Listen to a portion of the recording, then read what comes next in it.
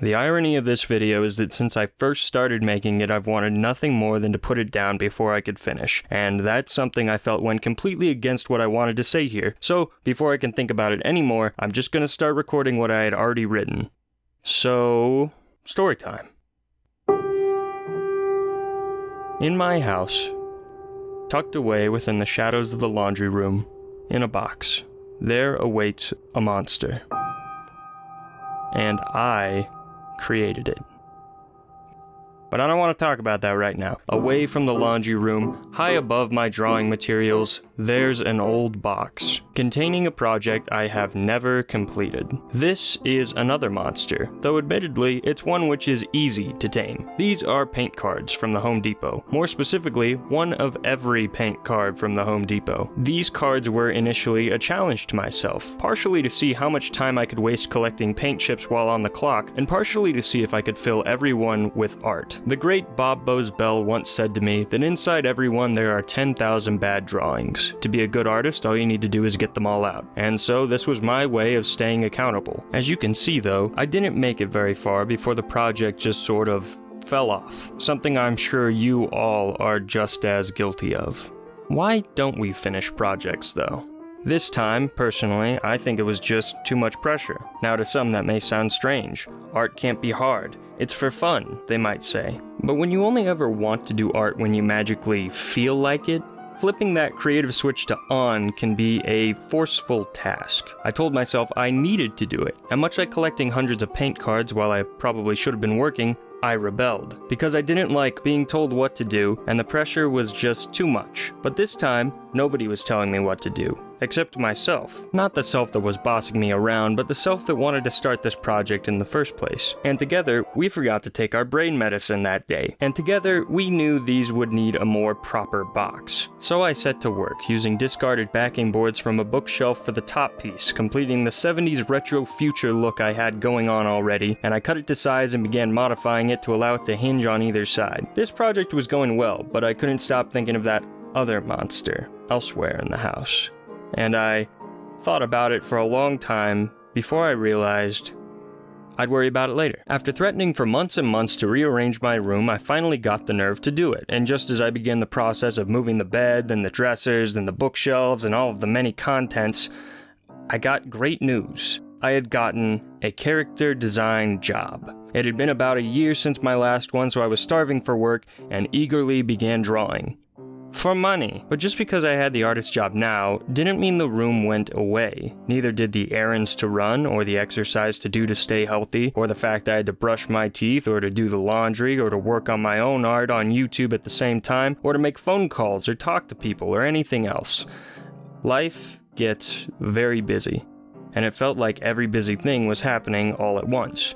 But as I struggled, I began to discover new ways of getting things done, primarily lists. To-do lists keep me going at this point. It sounds silly, but my brain is chemically bound to do whatever I myself write on them. I literally cannot sleep if everything is not crossed off at the end of the day. And because of these lists, not only did I finish the room rearrangement on time, but I also finished the designs on time, the YouTube stuff, and even folded the laundry, all without missing a thing on there. But why this? What power does this dumb-looking yellow legal pad have over me that enables me to get work done? Why does it work? Because I lie to myself. If I don't want to do a task, I'll tell myself that I didn't understand the request properly, or that I forgot, or that maybe I just didn't hear it at all. But if it's in writing, then there's undeniable proof that I got the memo. I feel like I have to do everything on this list to complete every task I set out to do, because if I don't, the only person I'll really disappoint is myself. And myself, only I can truly handle myself. And with that all out of the way, it was time to finally face the monster crouched in my laundry room. The same one I'd avoided and am avoiding now by writing this instead of actually doing it. And what was this beast of insurmountable adversity which I just couldn't face? It was a script. A script to a Halloween special which I had lovingly brought into the world and then abandoned way back in 2020. The plan was that it would be structured like an 80s TV Halloween block.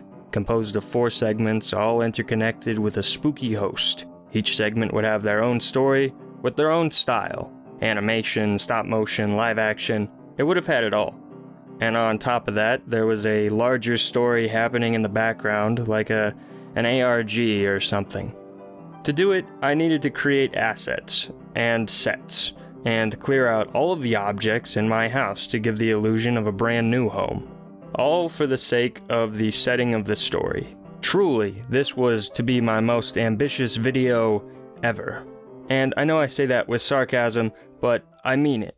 Truth be told, I was envious of old Nolan when I first rediscovered this beast, and I was also mad at him, because I was, and still am, proud of the planning of the project.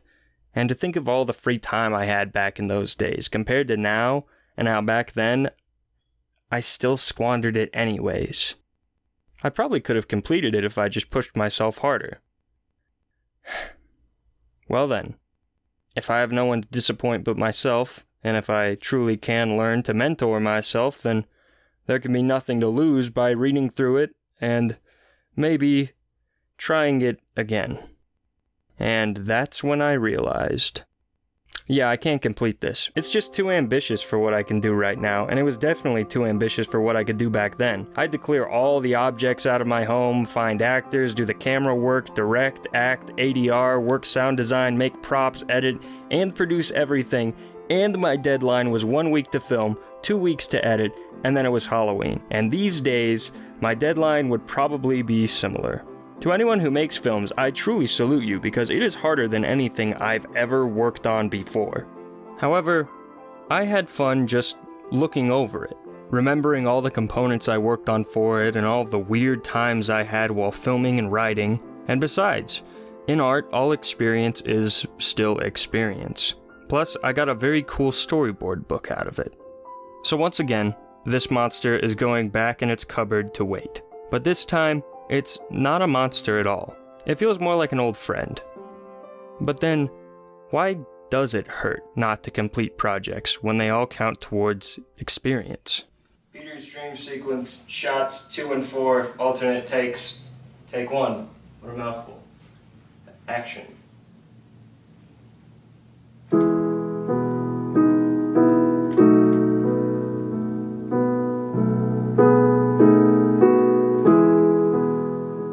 All I know is, I've forgotten more projects than I can remember, and I've remembered more forgotten projects than I'll ever finish. And I'm okay with that. Not all ideas need to be anything more than explorations. People say it's better to try than to not. Others say trying doesn't matter if you never finish. Others say it doesn't matter if you try at all. What do I think? Does it matter? What matters is what you think, what works best for you, and how you get to that understanding.